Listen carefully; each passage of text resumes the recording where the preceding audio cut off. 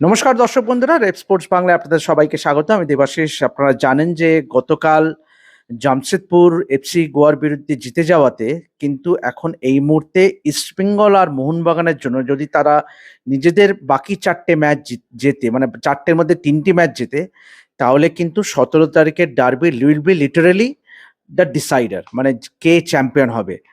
তবে ইস্টবেঙ্গলের জন্য কাজটা একটু হলেও কঠিন, যেহেতু তাদের যে সামনের যে তিনটি ম্যাচ অর্থাৎ মুম্বাই সিটি, তারপরে পাঞ্জাব এবং তারপরে 17 তারিখে মোহনবাগান, তুলনামূলকভাবে অপেক্ষাকৃতভাবে কিন্তু মোহনবাগানের কিন্তু বাকি চারটে ম্যাচ কিন্তু এক্সেপ্ট ফর এফসি গোয়া আর ইস্টবেঙ্গল, বাকি দুটো ম্যাচ অনেকটাই সহজ, ইন্টারকাসি এবং স্পোর্টিং ক্লাব।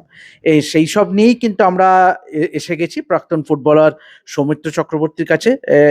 কেন এসছি সৌমিত্রর কাছে সেটাও বলে দিই, because he is a very good analyst এবং এই মুহূর্তে আইএসএল এর ম্যাচগুলো কমেন্ট্রি করছে।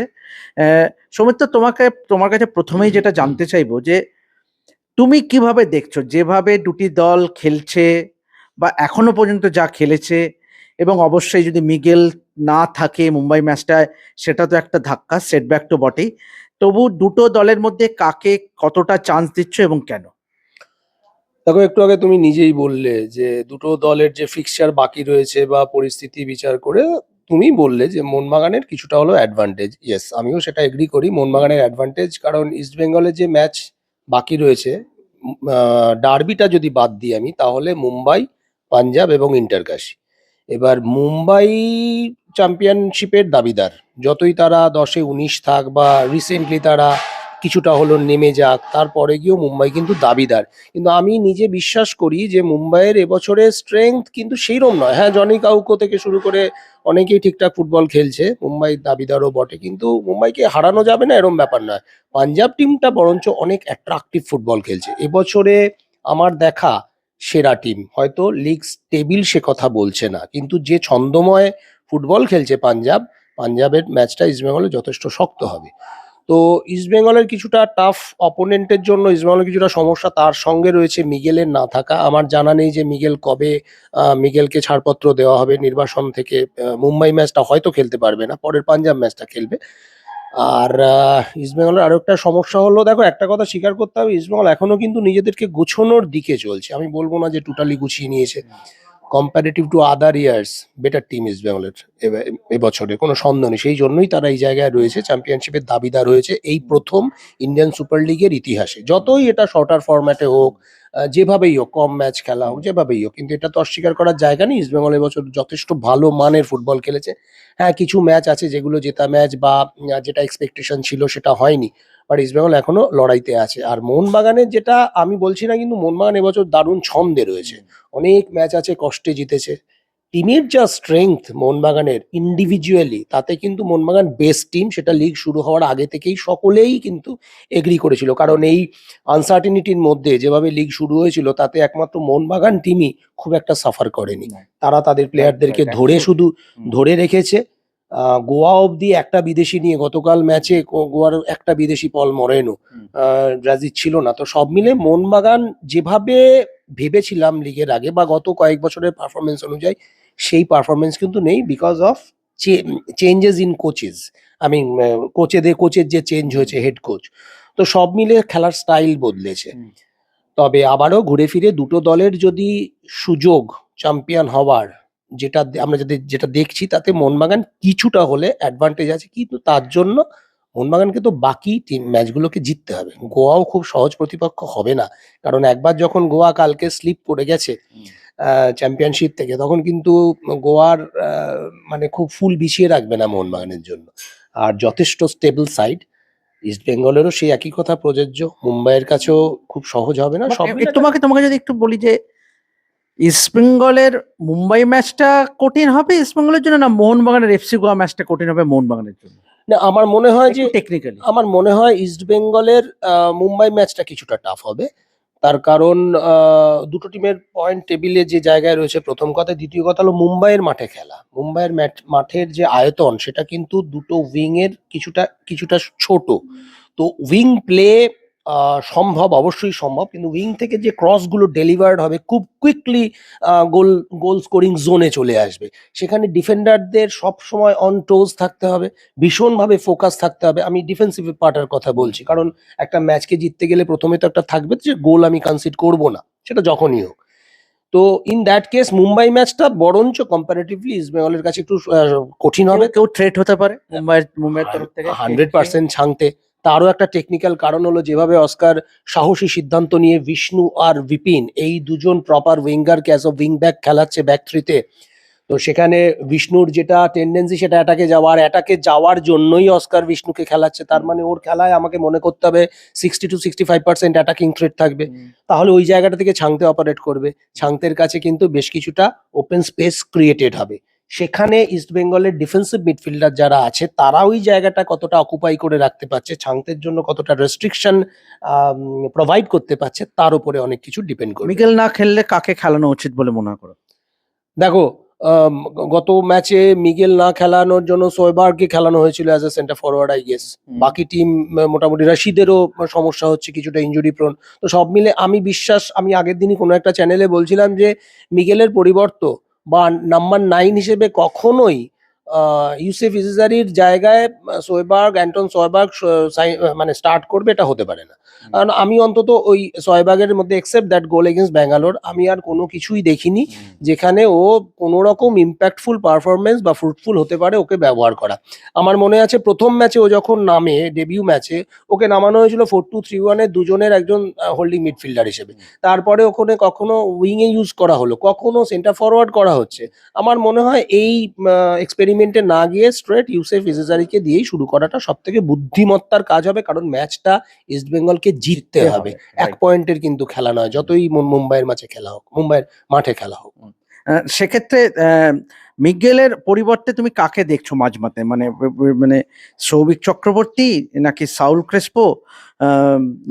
আর আরেকটা জিনিস যেটা আমরা দেখেছি যে মাঝে মধ্যেই অস্কার ব্রুজো কিন্তু টিন ডিফেন্সে যায়। গত ম্যাচে আনোয়ারকে খেলানো হয়নি। আনোয়ার মানে অ্যাসিউমিং যে আনোয়ার মেক্স আ কামব্যাক, তো তুমি টিন ডিফেন্সে যেতে চাইবে নাকি আর মাঝমাঠে মিগেলের পরিবর্তে কে হতে পারে?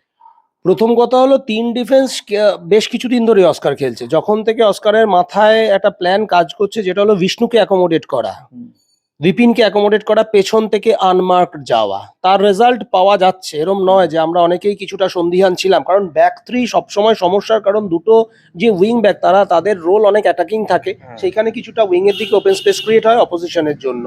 তো কিছুটা সাহসী সিদ্ধান্ত নিয়েছে, এখনো পর্যন্ত ইস্ট বেঙ্গলের জন্য ফ্রুটফুল রেজাল্ট। আর ব্যাক থ্রি খেলবে ইস্ট বেঙ্গল, এ বিষয়ে কোনো সন্দেহ নেই। আর মিগেলের জায়গায় আমি সবসময় চাইবো মিডফিল্ড ট্রায়ো যারা খেলবে, রশিদ, সাউল ক্রেসপো এবং এবং আরো একজন কেউ খেলবে মিডফিল্ডটা। সাউল ক্রেসপো মাস্ট, যদি সে সৌভিক, তাহলে ইন দ্যাট কেস সৌভিক,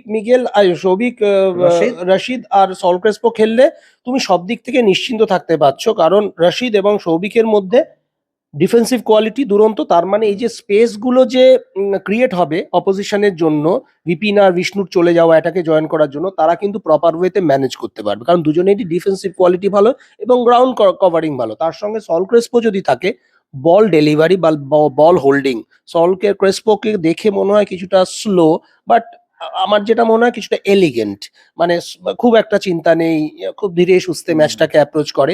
এরম ধরনের একজন প্লেয়ারের থাকা খুব দরকার ইস্ট বেঙ্গলের টিমের জন্য।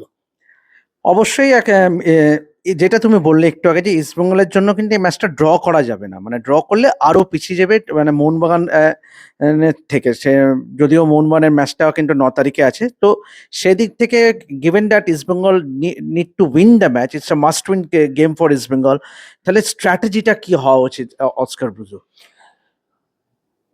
আরেকটা কন্টেন্ডারের সাথে খেলা, সুতরাং একটা চ্যাম্পিয়ন টিমের মানে এক্সপেক্টেড একটা কন্টেন্ডারের সাথে খেলা, সেটা অস্কার ব্রুজো সেইভাবে, তার মানে ওপেনলি তো খুব একটা যাওয়া যাবে না, স্পেল ভাগ করে খেলতে হবে। এবারে দেখতে হবে যে কি মানসিকতা নেয়। আমার যেটা দেখে মনে হচ্ছে টিম সাজানো দেখে, যেভাবে ব্যাক থ্রিতে যাচ্ছে অস্কার কিন্তু অ্যাটাকিং যাবে, কারণ ওই যে বললাম জিততে হবে। এইবারে দেখো, ডিপেন্ড করছে, যদি মুম্বাই প্রথমেই অ্যাটাকের দায়িত্ব নিয়ে নেয়, তাহলে ইস্টবেঙ্গলকে নিশ্চিতভাবে গোল কনসিড যাতে না করতে হয়, ডিফেন্সকে কম্প্যাক্ট করতে হবে।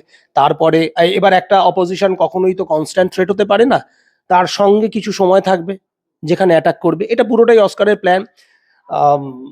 মেবি প্রথম 15 মিনিট অ্যাটাক করলো, তারপরে কিছুটা গোল পেয়ে গেলে, নাথিং লাইক ইট। তো যেটা আসল কথা সেটা হলো অস্কারের প্ল্যান, অস্কারের মতো প্লেয়াররা এক্সিকিউট করবে, কিন্তু আমাদের যেটা বাইরে থেকে দুটো প্রধানকেই কথা, বিশেষ করে ইস্টবেঙ্গলের ক্ষেত্রে যেহেতু পিছিয়ে আছে মোহনবাগানের থেকে, ইস্টবেঙ্গলের সবকটা ম্যাচই জিততে হবে। যদি ডার্বিকে ডিসাইডিং ম্যাচ হিসেবে নিয়ে যেতে হয়, তাহলে ইস্টবেঙ্গলকে সবকটা ম্যাচ জিততে হবে, সেখানে কোনো আদার অপশনই নেই যে 1 পয়েন্ট। তুমি চাংতের কথা বললে, any other player in the Mumbai city যে who can possess a threat? দেখো, সেন্টার ফরওয়ার্ড হিসেবে পেরেরা দিয়াজ এখনো সেভাবে ক্লিক করেনি। Pereyra Diaz can be a threat. Johnny কাউকে পেছন থেকে আনমার্কটা আসবে। মিডফিল্ড ব্যাটলটা ভীষণ ইন্টারেস্টিং হবে বিটুইন রশিদকে। ফিটনেস একটা ইস্যু রশিদের এবছর, গত বছর যেভাবে শুরু করেছিল, এবছর ফিটনেস একটা ইস্যু। সব মিলে মিডফিল্ড ব্যাটল একটা ইম্পর্টেন্ট ফ্যাক্টর। আর উইং এর দিকে ম্যাচের রেজাল্ট গড়ে যেতে পারে, কারণ চাংতে বিপিন, এদিকে আকাশ মিশ্রাও যথেষ্ট fit as a left full back, সেখানে বিপিনের অ্যাটাক, আবার আকাশ উল্টো দিক থেকে অ্যাটাকে আসে। সব মিলে একটা ইন্টারেস্টিং ফুটবল হবে।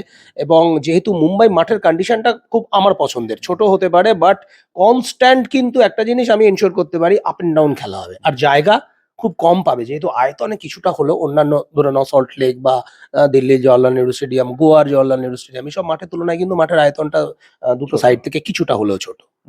এবারে আমরা আসি মোহনবাগান প্রসঙ্গে। অবশ্যই আরো বেশ কিছুদিন সময় আছে before the actually take on FC Goa, কিন্তু এই মুহূর্তে যেটা সব থেকে সমস্যার চিন্তার বিষয় যে আপুইয়ার চোট। এখনো আমরা জানি না যে whether he will be fit to take the field, কিন্তু আলবার্টো রড্রিগেজ স্বস্তি যে আলবার্টো রড্রিগেজ ক্রমশ ফিট হয়ে যাচ্ছে, হি হ্যাজ স্টার্টেড ট্রেনিং। আপুইয়ার না থাকাটা how big a blow or a setback will it be for Mohun Bagan? Already it's a proven fact যে আপুইয়ার না থাকাটা মুম্বাইয়ের মিডফিল্ডে কতটা ভয়েড সৃষ্টি করছে। আপুইয়ার সাবস্টিটিউট হিসেবে কখনোই দীপক টাংরিকে ভাবতে পারি না আমরা, যদিও ভাবতে হচ্ছে মাঝে মাঝে। অনিরুদ্ধ থাপা, আপুইয়া পাশে থাকলে একরকম, না থাকলে আরেক রকম। অ্যাকচুয়ালি নর্থ ইস্ট থেকে যখন আপুইয়াকে দেখি, যথেষ্ট ইনফ্লুয়েন্সিয়াল লেগেছিল, যথেষ্ট পটেনশিয়াল লেগেছিল, ট্যালেন্টেড প্লেয়ার মনে হয়েছিল, এবং নিজেকে সে প্রমাণ করেছে। এবং যখন ফ্রি ফ্লোয়িং যখন খেলে, আপুইয়া যখন ফিট থেকে খেলে, তখন কিন্তু কোনো বিদেশির অভাব বুঝতে দেয় না। গত বছর আমরা এটা নিয়ে প্রচুর প্রশ্ন করেছিলাম যে মিডফিল্ডে মোহনবাগানের একজন কি ফরেনার হলে ভালো হয়, হয় না? তো সেখানে কিন্তু আপুইয়া কোনো রকম যায়, মানে এই উত্তরটা দিয়ে দিয়েছে নিজের ফুটবলের মাধ্যমে। তো আপুইয়া না থাকাটা একটা হিউজ প্রবলেম মোহনবাগানের জন্য। দেখো, মাঝমাঠ এমন একটা জায়গা, সেটা আমার নতুন করে বলার কিছু নেই, সেটা একটা যে কোনো ফুটবল টিমের মেরুদণ্ড। তো সেই মেরুদণ্ডের মধ্যে একটা মেইন পার্ট যদি না থাকে, সেখানে যতটা স্পেস ক্রিয়েট হচ্ছে, অপোজিশন সেটাকে ইউটিলাইজ করার, ক্যাপিটালাইজ করার চেষ্টা করছে। অ্যালবার্টো ফিট হয়ে যাচ্ছে, খুব ভালো কথা, সেটা ডিফেন্সিভ পার্টে। আপ ফ্রন্টে মোটামুটি সবাই রেডি আছে, but what about the midfield orientation? তো এটা একটা হিউজ সেটব্যাক মোহনবাগানের জন্য। তারা চাইবে নিশ্চিতভাবে, মোহনবাগান ম্যানেজমেন্ট বা সাপোর্ট স্টাফ সকলে, যত দ্রুত সম্ভব আপুইয়াকে মাঠে ফেরানো। এবার let's hope for the best, কারণ আপুইয়া না খেলে কে? ডিফিকাল্ট, এই কথাটা অনেকভাবেই চেষ্টা চরিত্র চলছে। রবসনকে মাঝখান থেকে কখনো অপারেট করানো হয়েছে, বাট রবসনের বাঁদিকে জায়গা, আমি জানি না দীপক টাংরির সঙ্গে যাবে কিনা। ডিফিকাল্ট, কারণ 4-2-3-1 খেলে স্পেশালি সার্জিও লোবেরা, সেখানে দুজন যে হোল্ডিং মিডফিল্ডার, একজন তো অনিরুদ্ধ থাপা, এখন আর কোনো অপশন নেই। এছাড়া তার পাশে আম, সূর্যবংশী একটা সাবস্টিটিউট হতে পারে। অভিষেক সূর্যবংশী এবছর গেম টাইম পায়নি, মলিনার আমলে বেশ কিছু গেম টাইম পেয়েছিল। তো আর খুব একটা অপশন আছে বলে তো মানে অন্তত আমার জানা নেই। এরই মধ্যে মনমানকেও বুঝে নিতে হবে যে অনিরুদ্ধ থাপার পাশে আপুইয়ার জায়গাটায় কে অপারেট করবে। এফসি গোয়া নিজেদের ঘরের মাঠে এবং আগের ম্যাচটা হেরে যাওয়াতে জামশেদপুরের সঙ্গে কি মনে হয়? মানে তুমি যেটা বললে যে মৌরাও মরণ কামড় দিতে চাইবে। আসলে গোয়ার সঙ্গে মুম্বাই বা কলকাতা টিমের গোয়ার সঙ্গে মোহনবাগান বা কলকাতা টিমের সবসময় একটা লড়াই থাকে, সেটা মানে আমাদেরও আগের সময় থেকে সেটা কন্টিনিউ হচ্ছে। যতই আইএসএল এসে যাক, সেই জায়গাটাতে কিন্তু কন্টিনিউয়েশন এখনো অবধি রয়েছে। তো কখনোই ম্যানোলোর ছেলেরা চাইবে না যে মোহনবাগান খুব সহজেই ম্যাচটা নিয়ে বেরিয়ে যাক। তো নিজেদের হোম গ্রাউন্ডে খেলা, ওকে ফাইন, আমরা কন্টেন্ডারের জায়গা থেকে পিছিয়ে এসছি, বাট আমরা কোনোভাবেই ছাড়বো না। কিন্তু একটা কথা গোয়াকে কুর্নিশ জানাতে হয়, যে যেভাবে বিদেশি ছাড়া এতদিন ধরে কন্টেন্ডার হিসেবে ছিল, এবং সব থেকে ভালো ডিফেন্সিভ অর্গানাইজেশন স্ট্যাটিস্টিক্স তাই বলছে in terms of clean sheet. তো কালকে ম্যাচের আগে 5টা ক্লিন শিট ছিল গোয়া টিমের। অল ইন্ডিয়ান টিম অলমোস্ট, শুধু ড্রাজিচ আর পেছনে পল মরিনো, এছাড়া কোনো কিন্তু বিদেশি নেই।